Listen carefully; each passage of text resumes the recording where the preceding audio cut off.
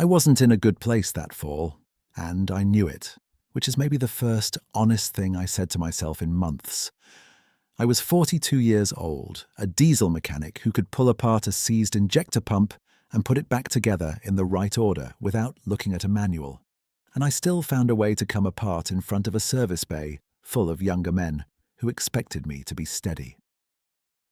It wasn't dramatic. No shouting, no collapse, no ambulance. My chest locked up, my hands started buzzing, and the shop lights looked too bright to stand under. I walked out to the gravel lot, sat on an old tire stack, and tried to breathe like a man reading instructions off an air compressor. One of the apprentices came out and asked if I was all right. I told him I'd skipped lunch. That was a lie, and we both knew it.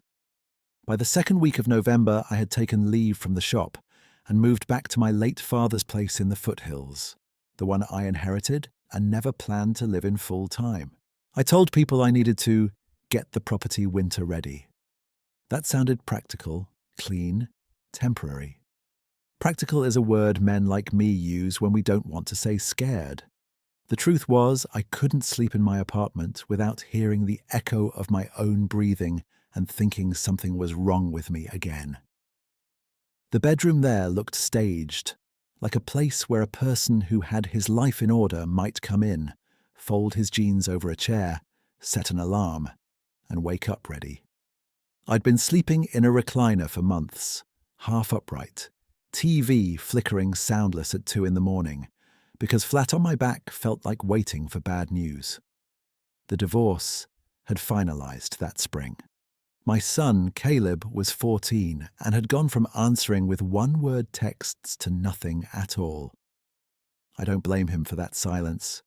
I was the one who kept trying to sound fine when I wasn't. I'd call and say, "How's school, buddy?" with my voice pitched up like a radio host, and he'd hear every inch of fake in it.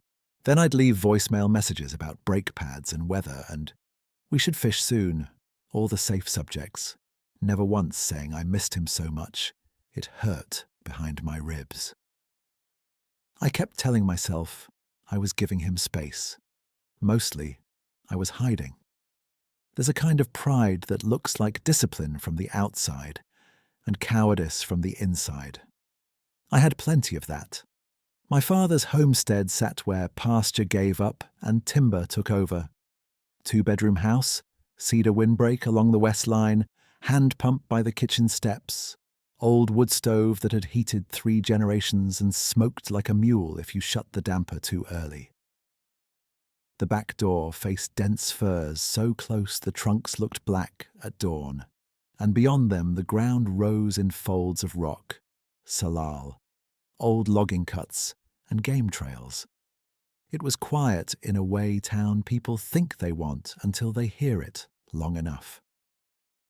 No traffic wash, no neighbours' TVs through apartment walls, just branch rub, stove pop, and sometimes coyotes way out on the ridge.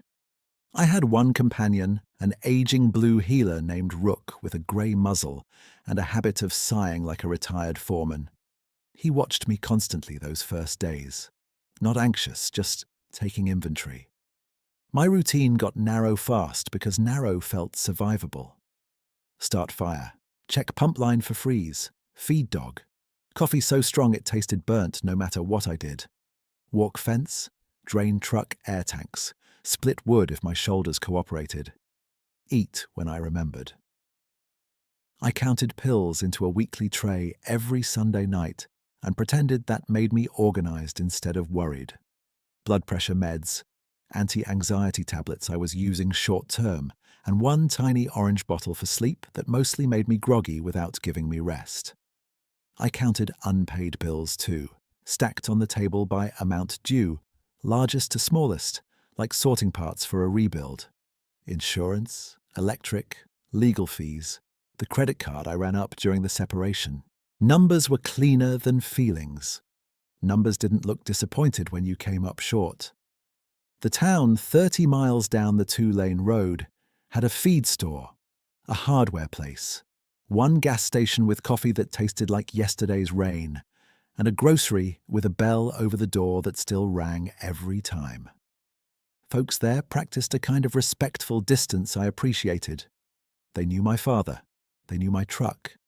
They knew enough not to ask sharp questions. On Fridays, I'd make a supply run, same list every week. Kibble, lamp oil, stove gasket rope, canned soup, coffee, and whatever was marked down in produce. The cashier at the grocery, Marnie, had known me since high school and didn't push. "You settling in up there?" she asked one morning while she scanned canned tomatoes. "Trying to," I said. "Heard cold's dropping hard next week." "I saw that. I've got wood." She glanced up over her glasses. "You got enough dry wood?" "Enough for me and a spoiled dog." "That dog still bossing you around?" "Daily. He lets me pay the mortgage, though." She laughed, handed me the receipt, and said, "Don't prove anything to Winter, Shane. It don't grade on effort." That line sat with me all the way home. Don't prove anything to Winter. My father used to say almost the same thing, except he called Winter by a name that sounded like a person you didn't invite in. Black Frost. Not regular cold. Black Frost was the run of hard snaps that came off the higher country and stayed long enough to break what you thought was solid. Pipes burst in walls. Diesel gelled in tanks. Metal turned brittle. You stepped outside before dawn and the cold felt like pressure, like it wanted your attention, your labor, your whole day. My dad respected weather the way some men respect debt collectors. Answer quick, pay what's due, don't pretend it forgot your address. The first night I heard the forecast call for single digits in the drawers. I stood in the woodshed with a headlamp and tested pieces by knocking them together. Wet thud, too green. Good sharp ring, set aside. I had enough mixed hardwood for maybe 3 weeks if I burned careful and layered with cedar kindling. Kindling was the bottleneck.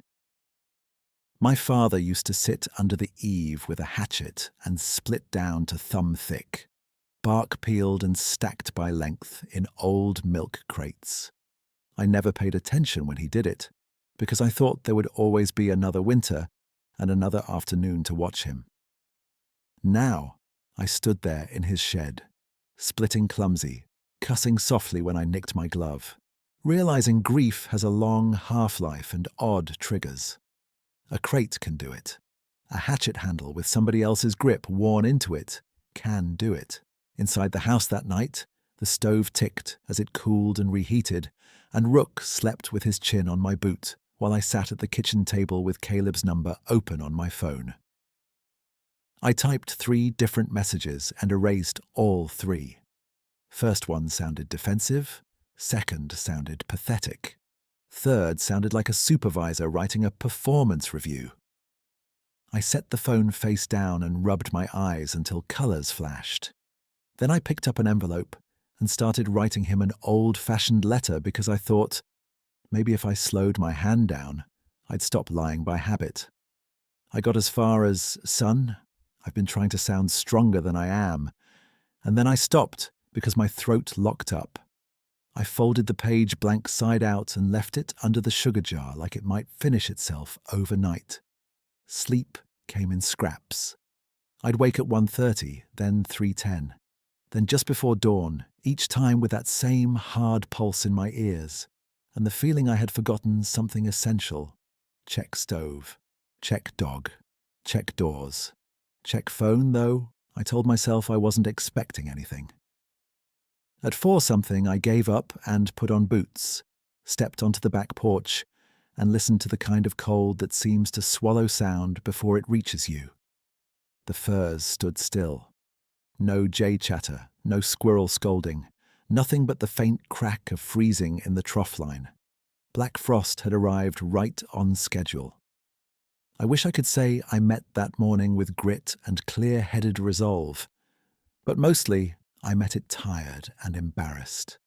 A grown man trained on machines heavier than houses, standing on his father's porch in the dark with his dog beside him, trying to believe he could keep one small home warm and one broken life from sliding further out of alignment. I remember putting my palm against the door frame, feeling old paint rough under my fingers, and saying out loud, just to hear a human voice, one thing at a time.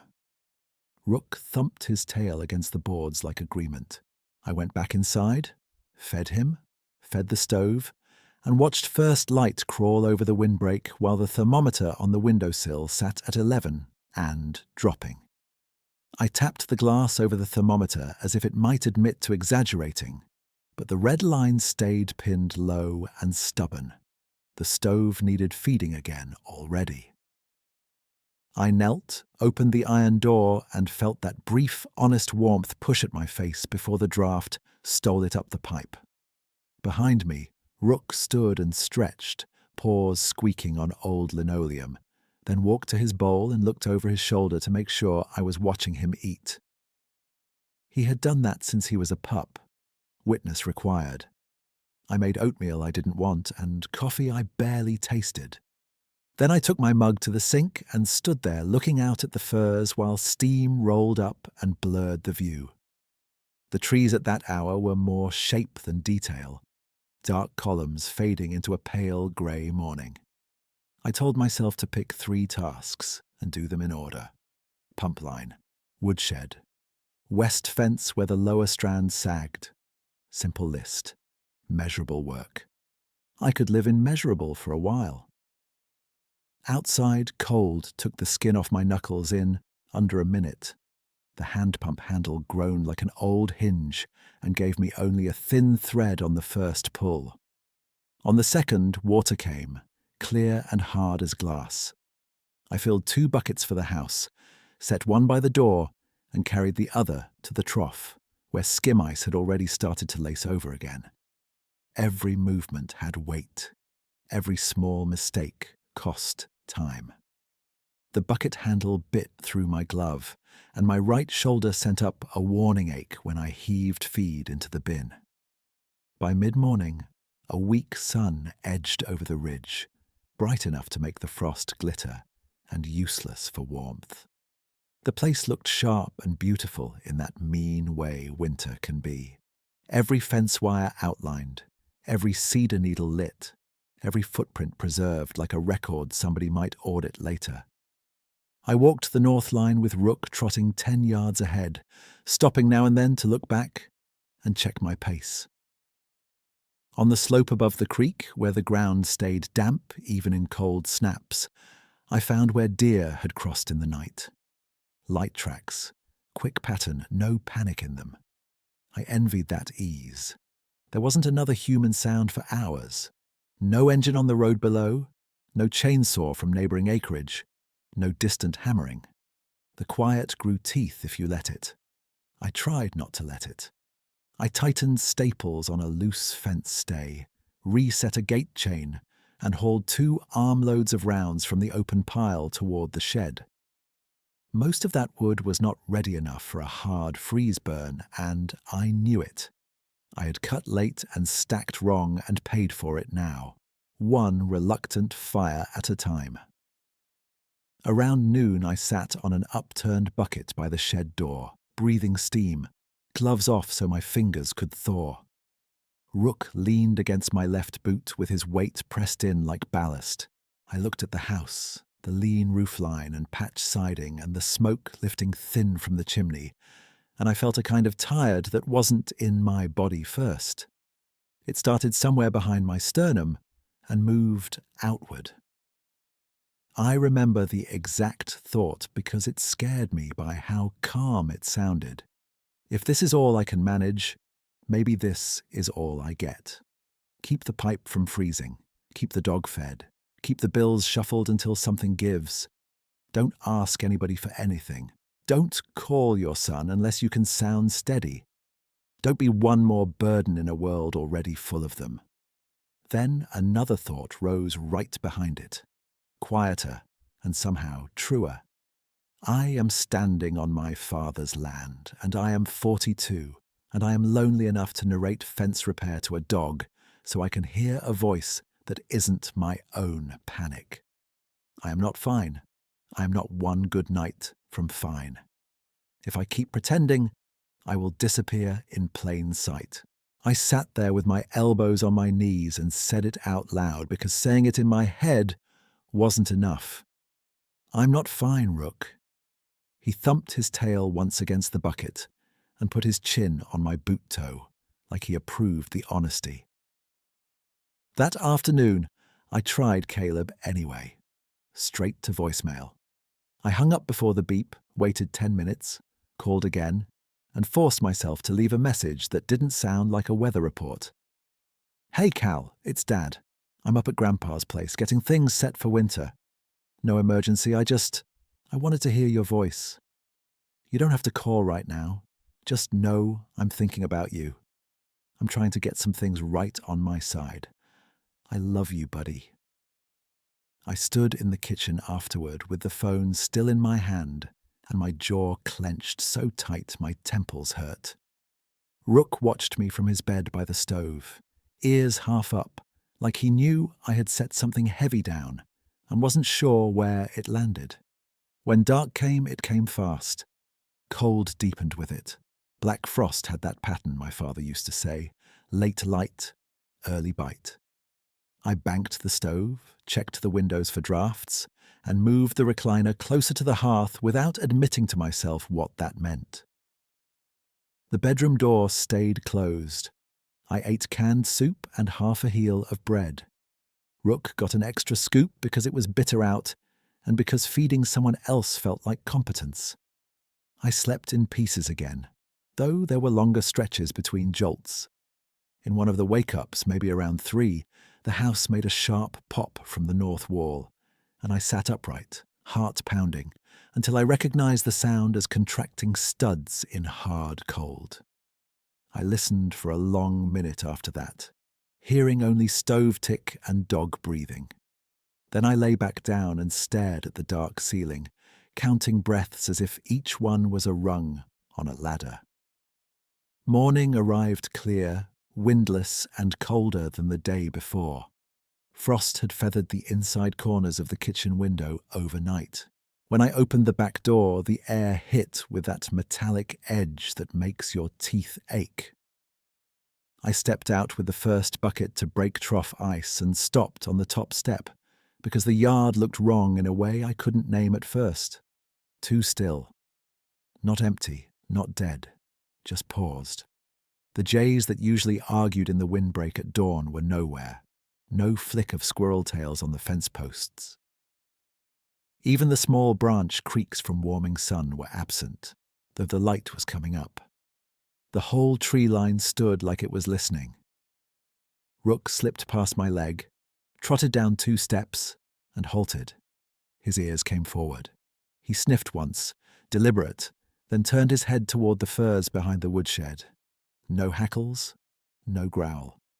He sat down right there in the frost and gave one easy wag, then another, as if someone had just arrived that he recognized better than I did.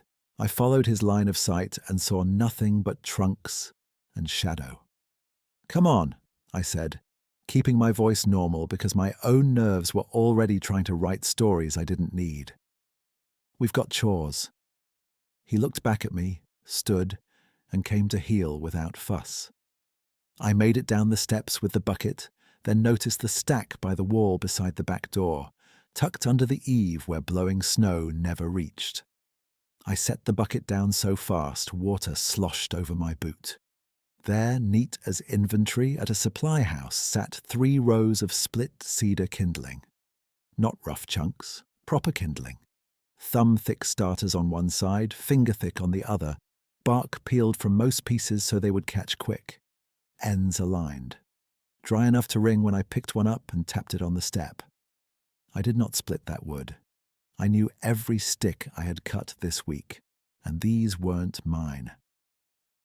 I looked immediately for tracks in the lane. None. The gravel drive beyond the gate showed only my own truck from Friday and a crusted overlay of frost. No new tire marks. No boot prints to the door. Around the stack itself, the frozen ground held a few shallow depressions. I couldn't read cleanly because the surface had thawed a skin yesterday and refrozen overnight. Whatever had come careful. I walked the perimeter twice, bucket forgotten, hands going numb again. I checked the side yard, the pump, the shed, the edge of the windbreak. Nothing else moved. Nothing else looked touched. When I came back to the porch, Rook was sitting beside the new stack as if posted there, tail tip tapping the board once every few seconds. I crouched and lifted another piece, turned it in my hands, smelled cedar resin bright and clean. My chest tightened, but not with that old panic squeeze. This was different. This was my mind trying to choose between explanations and not liking any of them. Maybe a neighbour stopped by early, saw my sorry kindling pile and left a favour without wanting thanks. Maybe one of the guys from town thought I looked rough and decided to be kind in the least embarrassing way possible. Maybe I did split some in the dark and forgot. That one fell apart as soon as I thought it. I had many flaws. Forgetting 24 pieces of neatly sorted cedar was not one of them. I stood up and heard myself say to the empty yard, "Well, appreciate the help." The words hung there in white breath. I felt foolish immediately, so I added, "Apparently I've started thanking invisible lumberjacks." Rook glanced toward the firs again and wagged, calm as a Sunday afternoon. Inside, I fed the stove with 3 of the new pieces and watched them catch fast, flame licking clean and bright up the older logs. Heat came easier for the first time all week. I set my palms out toward it and listened to the house settle. On the table, under the sugar jar, Caleb's unfinished letter waited where I had left it. I pulled out the chair, sat down, and turned the page over. My hand hovered above the paper for a while. Then I wrote, "Son, something happened this morning. I can't explain yet, but it reminded me I don't have to do hard things alone, and that's probably the truest sentence I've got." I sat there another minute with the pen in my hand, reading that sentence over until the ink dried dull. Then I added 3 lines about the pump handle freezing and Rook trying to steal my glove, because I didn't know how to explain a mystery to a 14-year-old when I barely trusted myself with it. I folded the page, slid it back under the sugar jar, and went outside with a carpenter's pencil and a tape measure, like I was logging parts for warranty. The kindling stack measured 28 inches long, just under 16 high, and maybe a foot deep. I wrote it on the back of an electric bill envelope. I counted 53 pieces. 30 were thumb-thick starters. 23 were finger-thick, all dry. I stood there in my father's yard in single-digit air, documenting free firewood from nowhere like a man building a case against weather itself. Rook watched me from the porch, head tilted, mild concern in his eyes, the same look he gave when I tried fixing things that weren't broken. I checked every likely route again. Slower this time. The back gate had frost on the chain, unbroken. The lane held no fresh tire marks. Along the windbreak, the ground was hard enough to keep secrets, a crusted skin over older mud. Near the porch step, I found 2 shallow impressions wider than my boot heel and too softened to read. They could have been yesterday's settling. They could have been nothing. I set my boot beside one anyway and stared longer than I care to admit. That afternoon I split what rounds I could and stacked them by species out of habit. Alder left, fir right, cedar scraps in a milk crate. I kept glancing at the tree line and catching myself at it, which annoyed me. Grief had been occupying every inch of my head for months, and now it had a competitor. Curiosity, plain and stubborn. Not joy, not belief. Just the itch to know what, exactly, had happened on my porch before sunrise. By dusk, I'd made a plan that would have gotten me laughed out of any break room I ever worked in. I spread a thin band of ash from the stove under the back eave, where someone stepping in would leave clear marks. I hung 2 old socket extensions from a nail by the screen door, so they'd clink if the door moved. I set my phone on the sill with a time-lapse app pointed at the step and a power cord snaking to the outlet. Then I stood back and looked at my setup, nodded like a foreman approving a test rig, and said, "There, science." Rook gave a short puff of breath that sounded enough like a sigh to count as criticism. The next morning, the phone had recorded 6 hours of darkness, one moth, and my own sleepy face at 5:30. The socket extensions still hung where I left them. The ashband held one clear set of paw prints and nothing else. But beside the door, under the same eave, sat a new stack of cedar kindling, a little bigger than the first, and sorted even cleaner. The outer bark had been stripped from nearly every piece. The drier sticks were nearest the threshold, ready for cold fingers and no patience. I laughed once, not because it was funny, but because my brain had run out of lanes. "Okay," I said to no one visible. "You win this round." Rook stepped down, sniffed the stack, then walked 3 yards out toward the firs and sat facing them, tail moving in an easy arc over the frost. He wasn't guarding. He was waiting like he expected someone polite to finish their business. 3 days passed before I said anything to another person. On Friday, I drove to town for feed and pipe wrap, and I found myself circling the topic for half an aisle before I approached Dale Mercer at the hardware counter. Dale's place bordered mine on the east side, 2 ridges over. He was 60 if he was a day, heavy coat year-round, hands square as mallets, and the kind of man who answered direct questions with 1 extra second of thought. "You been up my lane this week?" I asked, keeping my tone casual and failing at it. He studied me. "Nope." "Why?" "Somebody's been leaving split cedar by my back step." "Stealing?" "Leaving." He leaned both elbows on the counter. "You asking if I'm your secret firewood fairy?" "I'm asking if maybe one of your boys is messing with me." "Both my boys live in Boise and can't split kindling if you paid by the blister." He tilted his head. "How much we talking?" "2 neat stacks so far. Shows up when it drops below 20. Dale's mouth twitched. "Then thank whoever's watching your thermometer closer than you are." I gave him a look. He shrugged, softening.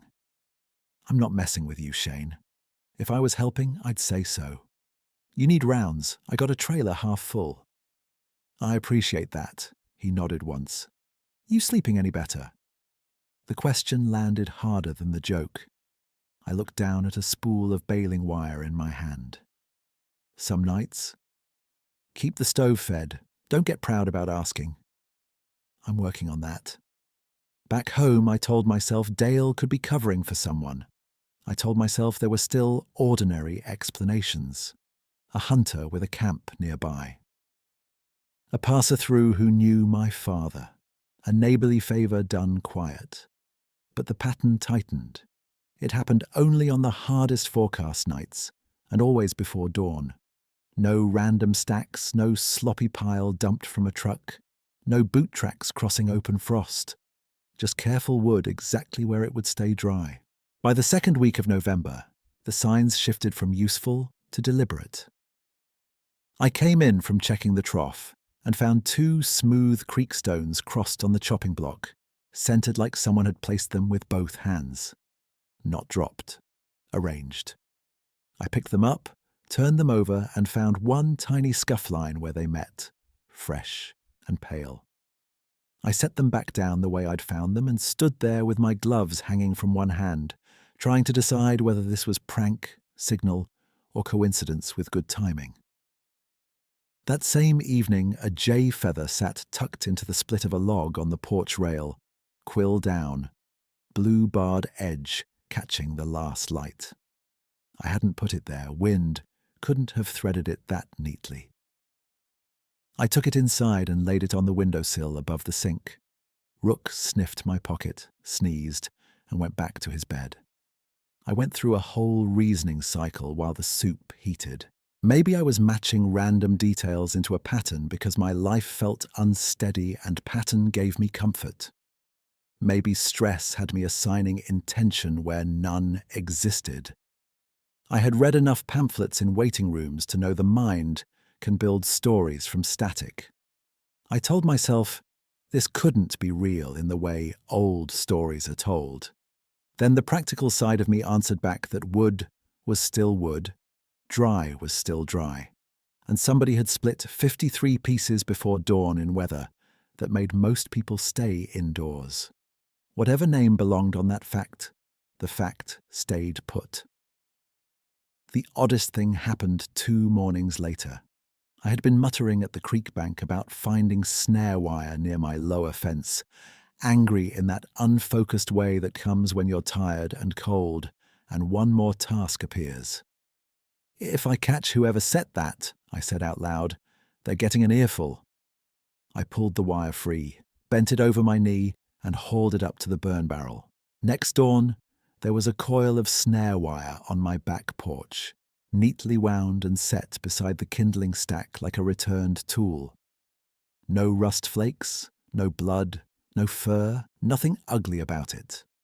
Just recovered wire, gathered from somewhere on the property and left where I couldn't miss it. I stared at that coil long enough for my coffee to cool in my hand. Then I said very quietly, "All right, I hear you." I didn't know who I was talking to. I only knew the gesture carried meaning, and meaning had started to move around my place in ways I couldn't dismiss. The weather turned by late afternoon, wet cold riding in ahead of a sleet band. I spent the daylight hours hauling wet rounds under tarp and cursing my own poor stacking from October. By the time the light went blue-grey, my gloves were soaked through and my shoulders burned. I carried an armload from the far pile toward the porch, head down against stinging pellets, when Rook trotted past me and stopped at the corner of the shed. He didn't bark. He didn't stiffen. He stood loose, ears up, tail level, looking toward the old fence post by the kale bed my father used to fuss over every summer. I followed his gaze and saw movement at the woodpile, broad and dark against darker trees, too high at the shoulder to fit any man I knew. I froze where I stood, cedar rounds pressing into my forearms. The figure was kneeling, not hunched to hide, not poised to charge, just kneeling with deliberate care, one long arm sliding split sticks deeper under the tarp where sleet couldn't reach. It moved with the slow precision of someone working around fragile equipment. When it shifted its weight, it placed a foot to the side instead of forward, avoiding the raised soil line of the old kale bed by inches. The fence post beside it came to roughly mid-torso by my eye, and that post stood just over 4 feet. Rook walked out from the shed corner, crossed half the yard, and sat down near the shadow of that kneeling shape, as calm as if waiting for me to finish hitching a trailer. My mouth went dry. I wanted to call him back and couldn't make my voice work. The figure paused, hand still on a piece of cedar, then eased backward 1 step. Rook glanced over his shoulder at me, then trotted back, brushed my knee and sat at my boot. No fear in him, no urgency, just steady attention.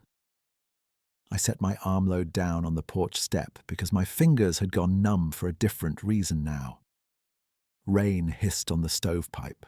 Sleet tapped the metal roof in uneven bursts.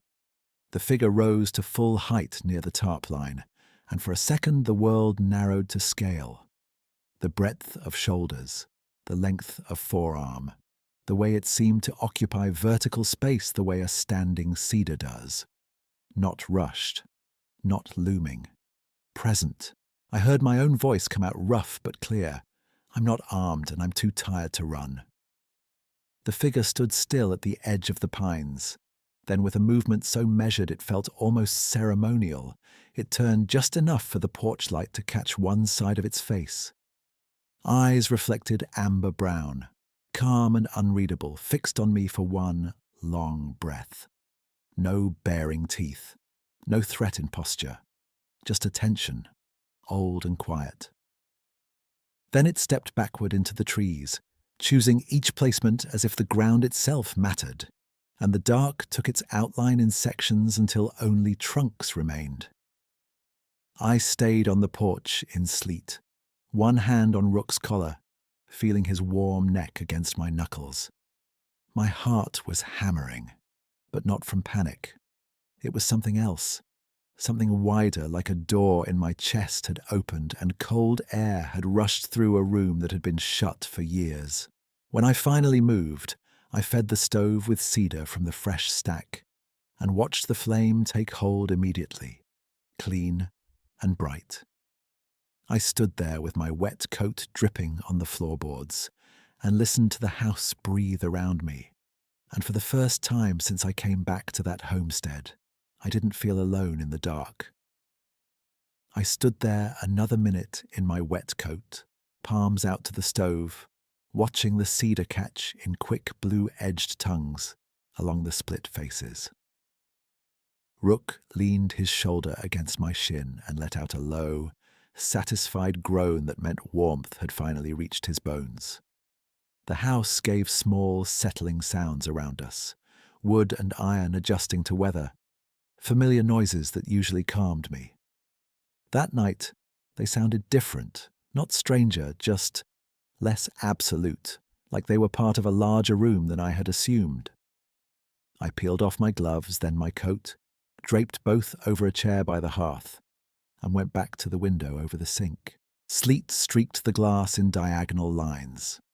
The back step shone under the porch light, and beyond it, the tarp over the woodpile looked freshly tightened, one corner tucked in with a precision I hadn't done. No movement now, no silhouette, just the result of work completed by hands that could have broken my whole rack by accident and somehow hadn't bent a single slat.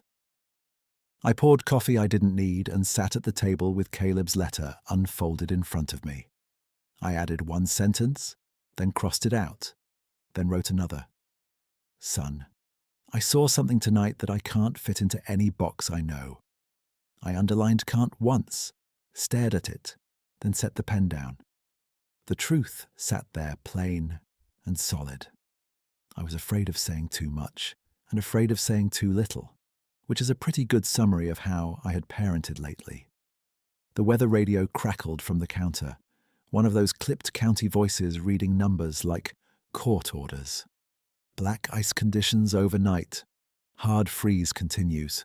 Winter storm warning in effect through Monday. Wind chills sub-zero in foothill elevations. I looked up at the ceiling on that last line as if the rafters had any opinion. Copy that, I said to nobody in particular. Rook thumped his tail once from his bed, then opened one eye at me. In better times I would have laughed and called him foreman.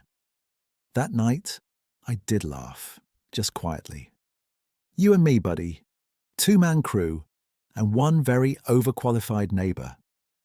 I heard myself and shook my head. A month earlier, I'd have called that kind of sentence a symptom. Now it felt like accurate field notes. I barely slept, but it wasn't the old jolting panic that kept me up. It was a tension. Every sound made me sit up and listen, not for threat, but for confirmation that I hadn't invented the whole thing in a sleet-soaked fog. Around 2, I opened the back door an inch. Cold pushed in sharp enough to sting my eyes. I listened hard and caught, far out by the fur line, one soft knock of wood against wood. Then nothing. At first light, the storm paused in a thin grey lull. I stepped out with Rook and found a third stack under the eave, smaller this time but even more specific. Thin starters on top, medium splits below, and 2 dense cedar chunks at the bottom corners to keep the pile from sliding if wind hit from the west. Whoever did it understood not only wood, but my porch, my draft, the way snow curled around that corner when fronts came from higher country. I crouched in front of the stack while Rook nosed at the edge and looked toward the trees with his ears up and relaxed. I put my hand on the top piece and said, clear enough to carry, "Thank you, I mean that." No answer, of course, no movement. But somewhere out in the timber, a raven gave one low call and went quiet again. I spent the morning doing practical things because practical things were my native language. I split what rounds I had left that weren't too wet, checked the stovepipe cap with binoculars from the yard, wrapped the exposed section of line at the pump one more time, and brought extra blankets into the living room in case power went. Every 30 minutes I found my eyes drifting to the tree line.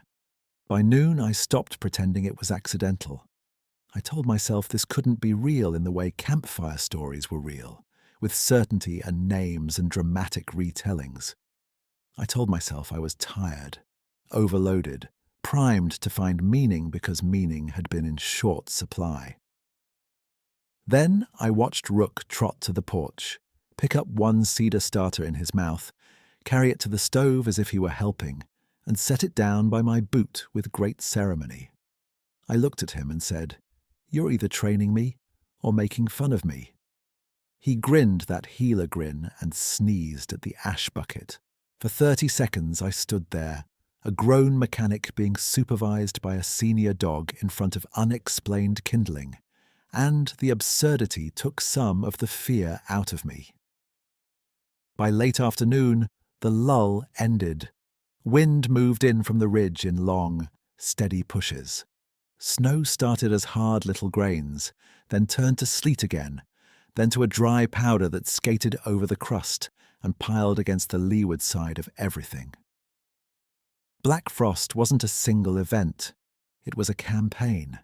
It wore down seals, patience, and bad planning all at once. Around 5, the lights flickered twice and held. I topped off 2 lanterns anyway, set one on the table and one by the back door. I cooked rice and beans, fed Rook early, and stacked a full night's burn beside the stove. My wood at the bottom, mystery cedar on top because it caught fast and hot. The weather radio shifted from warning tone to advisory, then back again. Wind chill now reading -6. I said the numbers out loud to make them feel manageable. Numbers and tasks. Tasks and breath. Dark settled heavy. The storm thickened. By 8, the lights went out for good.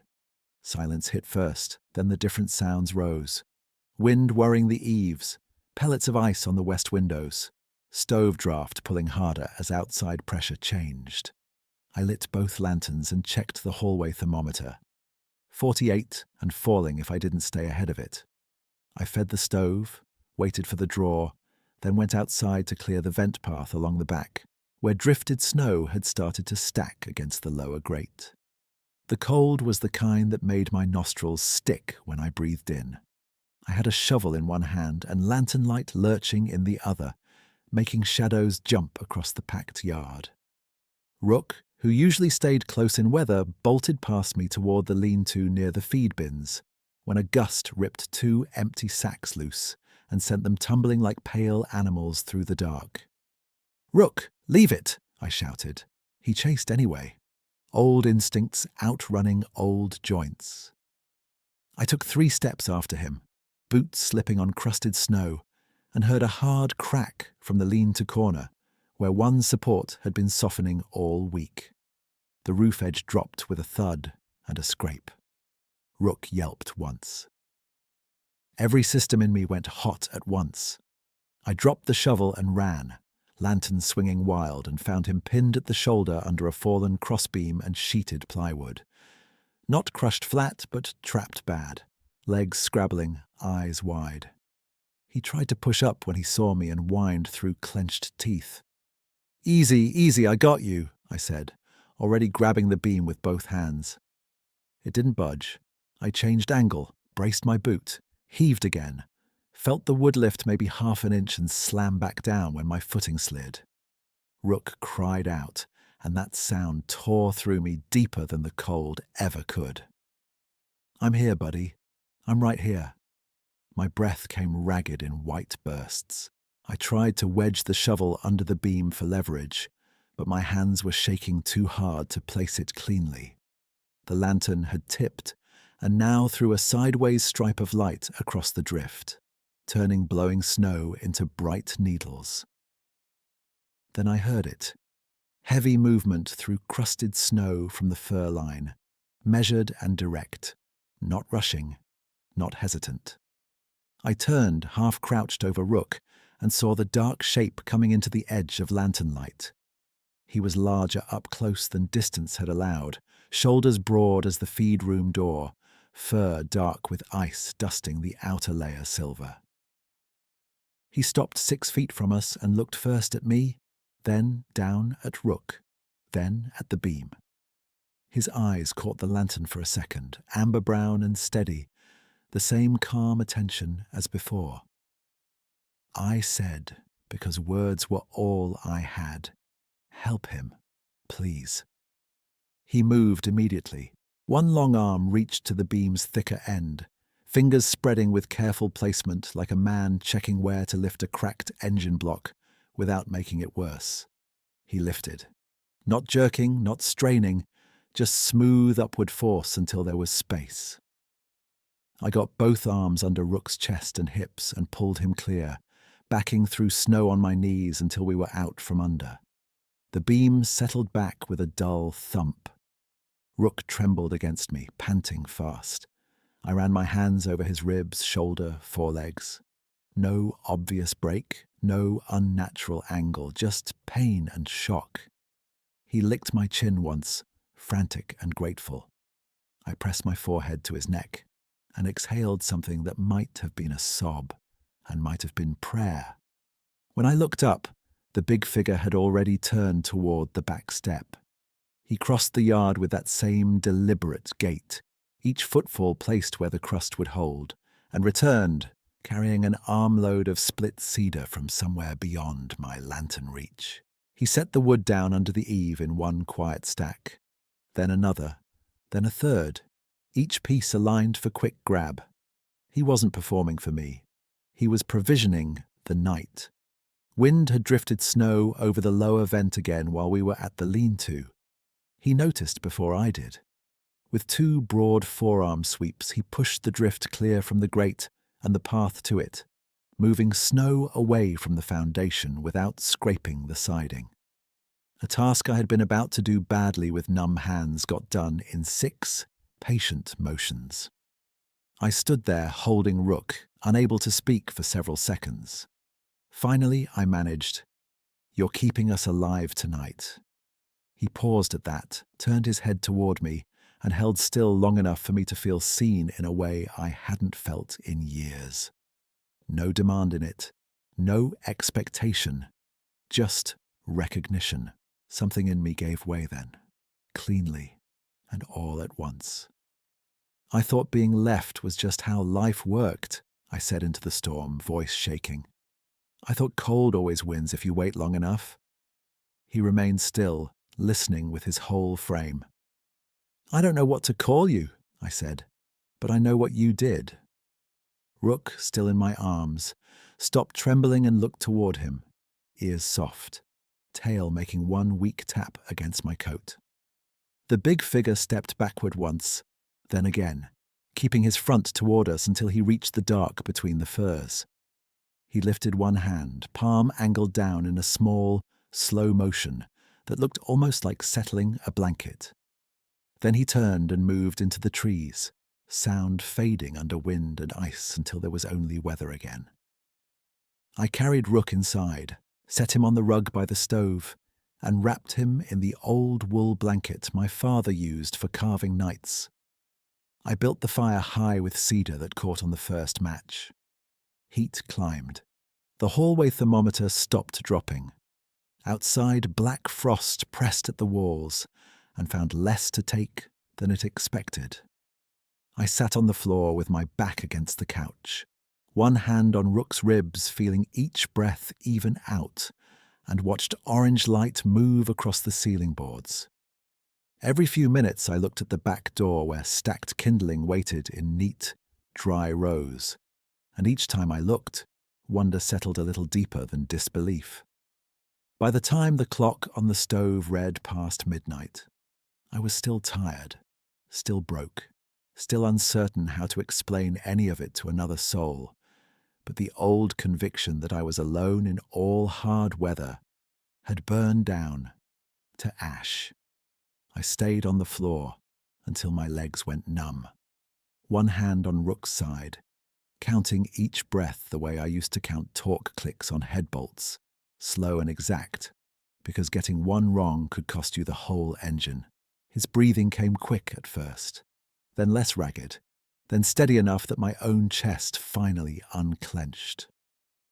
I ran my fingers over his shoulder again, careful around the spot where the beam had pinned him, and he gave a low grumble that meant sore but present, hurt but still himself. "All right," I whispered. "You're still on shift." His ear twitched at that, and he opened one eye at me like I'd said something obvious. The lantern on the table had burned down to a shallow pool of fuel, flame small and glass smoked at the top. Wind pressed at the west wall in long sighs. The stove answered with a deep, even draft that felt like another heartbeat in the room.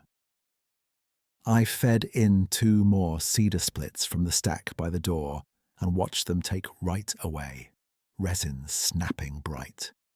Whoever had cut them knew exactly what a cold, tired man needed at midnight. Wood that caught with one match, and no argument. That thought landed harder than I expected. I sat back against the couch, put both hands over my face, and for a while I just breathed through my fingers, warm air and salt and wool blanket smell. I had spent so much of the last year acting competent that I forgot competence and strength were not the same thing. Competence could fix a pump. Strength was admitting I had been running on fear and pride and calling it discipline. "I can't keep doing it the old way," I said into the room. "I can't." No answer came except the stove and the wind, but saying it out loud felt like breaking a rusted bolt loose after months of penetrating oil. Sudden, sharp, and then free. Rook shifted, pushed his nose under my wrist, and leaned his weight into my leg. He didn't ask questions. He had never once asked me to explain myself. He had simply stayed. I bent over him, pressed my forehead to the rough fur between his ears, and cried the way men cry when nobody is watching. Quiet at first and then not quiet at all. It wasn't panic. It wasn't fear of the thing in the trees. It was grief with the lid finally off. I cried for my father, for the afternoons I skipped in the woodshed, because I thought there'd be another winter to learn from him. I cried for Caleb's voicemail greeting and the little pause before the beep that always felt like standing at a closed gate.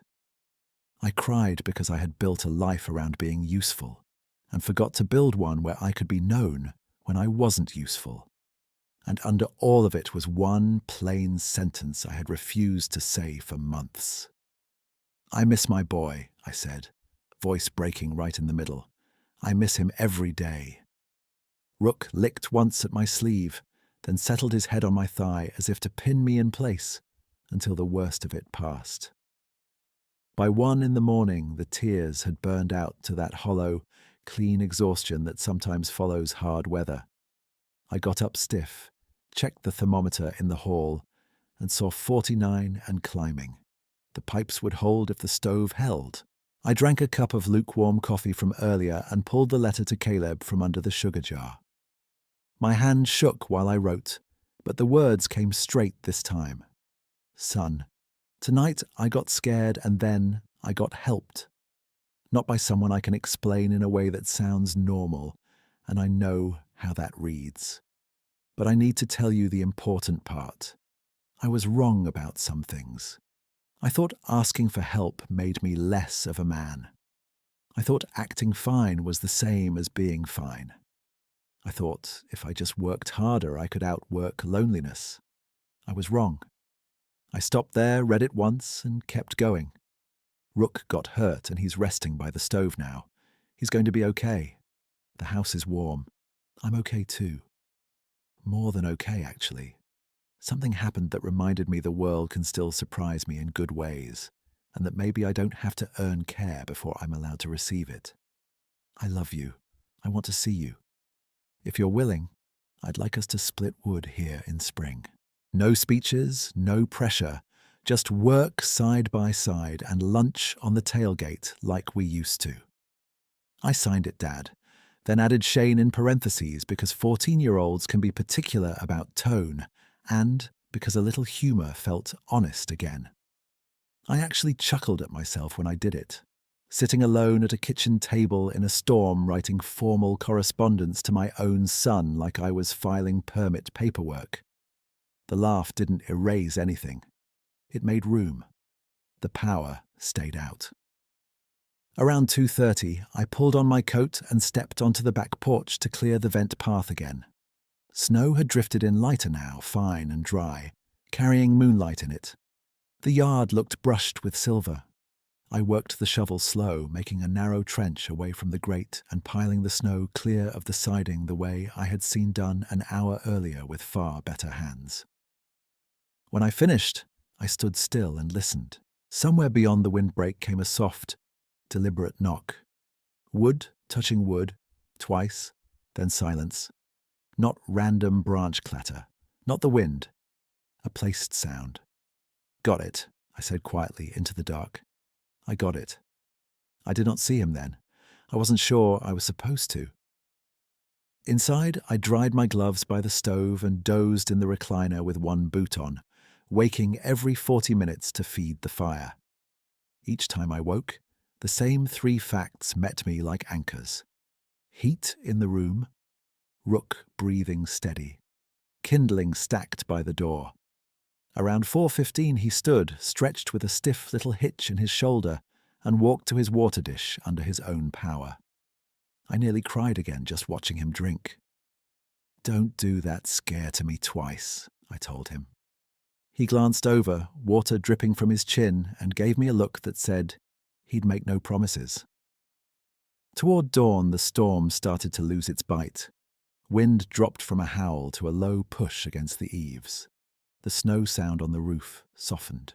A pale seam of light showed at the edge of the window over the sink, that thin grey before true morning when shapes return, but colour hasn't. I felt pulled to the back door without knowing why. Rook came with me, moving careful but willing. I opened it, and the cold met us clean and still, no longer driving sideways. The yard lay marked with the night's work. My shovel trench by the vent, collapsed lean-to dark against the drift, 3 neat stacks of cedar under the eave, and tracks. The prints began near the firs, crossed to the porch, then back again, deep and broad, each one spaced with an easy stride that would have forced me into a jog. Snow had feathered their edges but not erased them. They were plain as fence posts. At the tree line he stood, not hidden, not displayed. Just there, half-turned in the grey light, one shoulder catching the first weak gold where dawn touched the ridge. He held still long enough for me to take in the whole of him without panic now. Height like a young spruce, chest wide, fur dark with frost at the tips, arms that could lift beams and place kindling with fingertip care. Rook sat beside me on the top step, tail sweeping once against the wood. I put my bare hand on the doorframe so I wouldn't step forward out of impulse. "Thank you," I said, voice carrying in the cold. "For him, for the wood, for all of it." He watched me for one long moment, those amber-brown eyes steady and calm. Then he lowered his head once, small and deliberate, the way old-timers nod across a feed store aisle when words would only clutter the point. No drama followed, no rush. He turned, took 3 measured steps into the firs, paused beside a blown-down log, and set something on top of it with careful placement. Then he moved deeper between trunks, dark shape folding into darker timber, until the forest held only trees again. I stayed where I was, not because I was afraid, but because following felt like a kind of disrespect. Whatever had happened here belonged to the boundary he kept, and I finally understood. Help given. No debt called due. After a minute, I walked out to the log where he had paused. On the snow-dusted bark sat two smooth stones crossed in the same pattern as before, and between them lay one split cedar stick shaved clean on all four sides, almost square, almost too neat to burn. A marker, not a message I could decode, just a final gesture that said the exchange had been seen from both sides. I lifted the stones together, keeping their crossed pattern intact, and tucked the cedar piece under my arm. Back inside, I set the crossed stones on the mantel above the stove, right in the centre where my father used to keep his pocket watch at night, and laid the shaved cedar stick on the woodbox ledge by the door. Rook circled twice on his blanket and dropped down with a heavy sigh, already half asleep. I fed the fire from the stacked wood and watched flame climb, steady and sure. By the time full morning reached the kitchen window, the house held at 52. The pipes still ran, and the old dread that cold always won had lost its authority. I sat at the table with Caleb's letter, added one final line and sealed it before I could edit the honesty out of it. I'm learning that being strong might mean letting yourself be helped, and I want to practice that with you.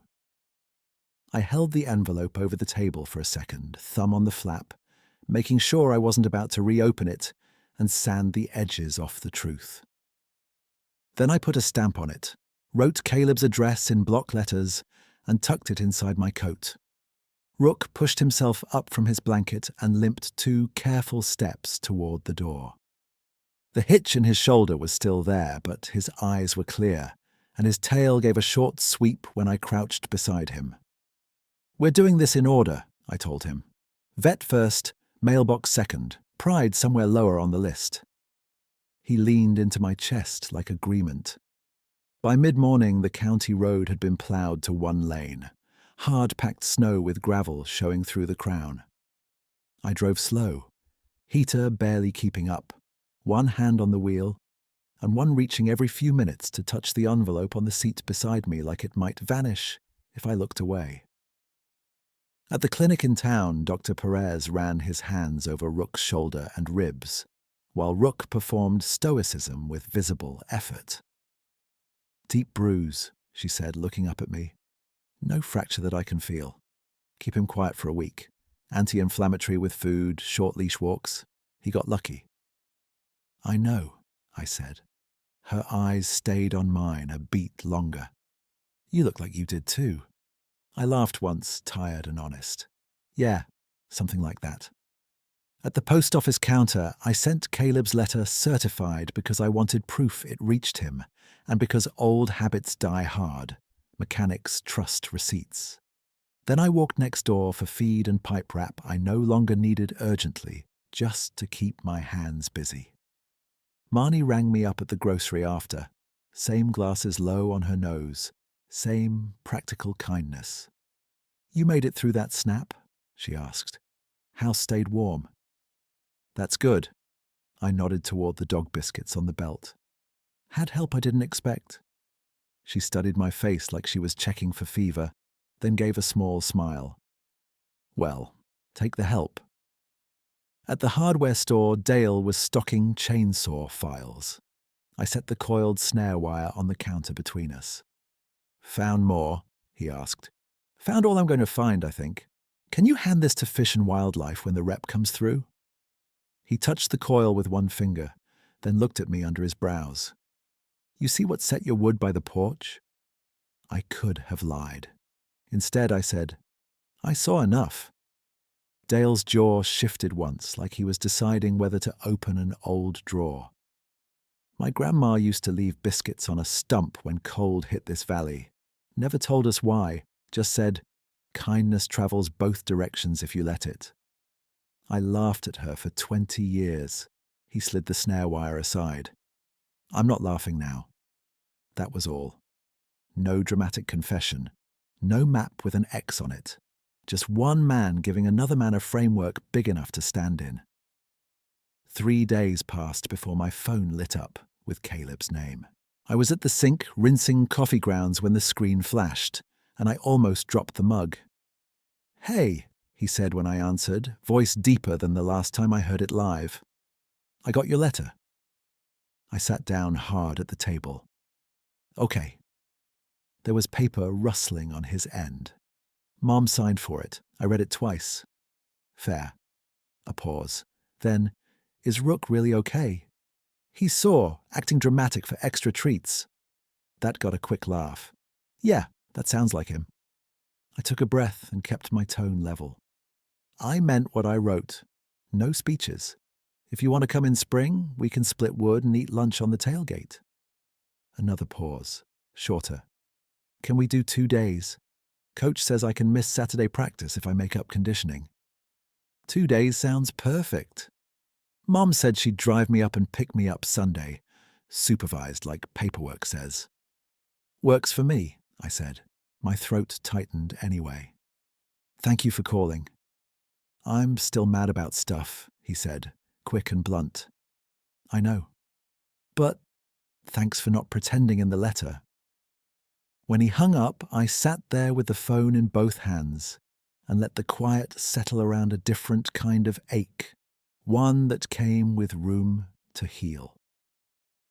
That afternoon, I went through every odd piece of evidence like I was closing a work order. I printed 2 photos I had taken of the deep prints by the fur line with a tape measure laid beside one. I wrote the date and temperature on the back and put them in an envelope with the earlier measurement note about the 53 cedar splits. I watched the old time-lapse clips again. Dark porch, moth, my own sleepy face, and labeled them no visual capture before backing them up to a thumb drive. I took the J-feather from the sill, slid it into a clear sleeve from my service manual binder, and tucked it in the same envelope. Not proof for the world, record for me. The crossed stones stayed centered on the mantel. The shaved cedar stick stayed on the woodbox ledge all winter. I never burned it. By the first week of January, I rebuilt the lean-to with proper bracing and a pitch steep enough to shed wet snow. I also tore down my father's warped old kindling crates and built a covered rack beside the back step, slatted on 2 sides so air could move and storms couldn't soak the stack. I heard my dad's voice in every cut line and, for once, it didn't hurt as much as it steadied me. On the season's next hard drop, I opened the back door before dawn and found a modest stack already in the new rack, sorted by thickness exactly the way I'd come to expect. No tracks I could read, no movement at the line of furs, just wood, dry and ready. I touched the top piece and said, "Rack works, thank you." After that, I stopped waiting on the porch for more. Some cold snaps brought a stack, some didn't. I treated each one the same way, used what was needed, wasted nothing, left the boundary alone. I never filed a report about what I saw. I did call Fish and Wildlife once about the snare wire and the old trap near my creek. The officer took the location, thanked me and said they'd sweep the drainage when roads cleared. 2 weeks later, he called back to confirm they'd removed 3 illegal sets and posted notices at both access points. Practical outcome. Good enough. Spring came late and muddy.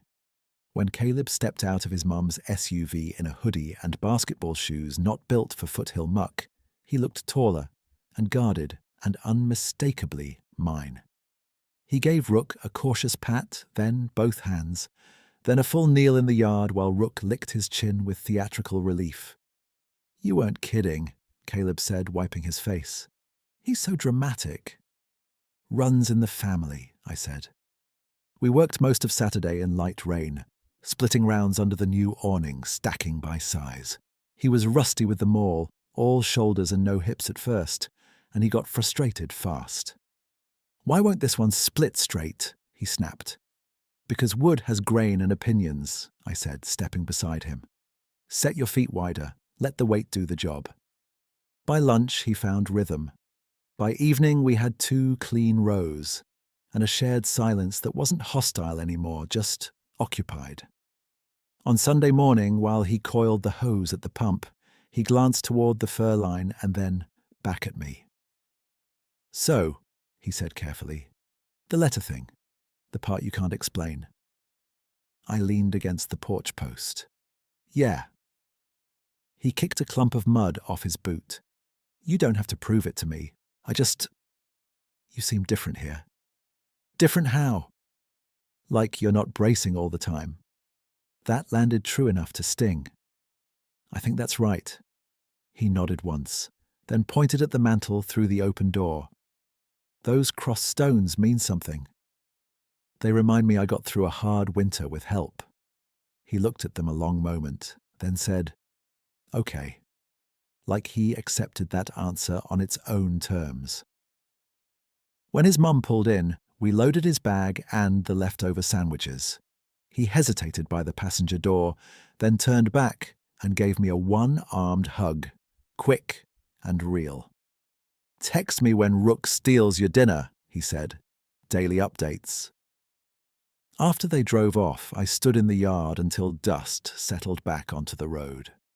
The house behind me needed paint, the west fence still leaned, and my finances were no miracle. I was still a mechanic with calloused hands, still skeptical by temperament, still inclined toward what can be measured and fixed. But skepticism and cynicism had finally separated in me. One asked careful questions. The other had been a shield against disappointment. I didn't need that shield the same way anymore. I kept the evidence where it belonged, photos and notes in a sealed envelope in my desk drawer, feather-sleeved, dates marked, stones on the mantel, cedar marker unburned. I told the story only twice.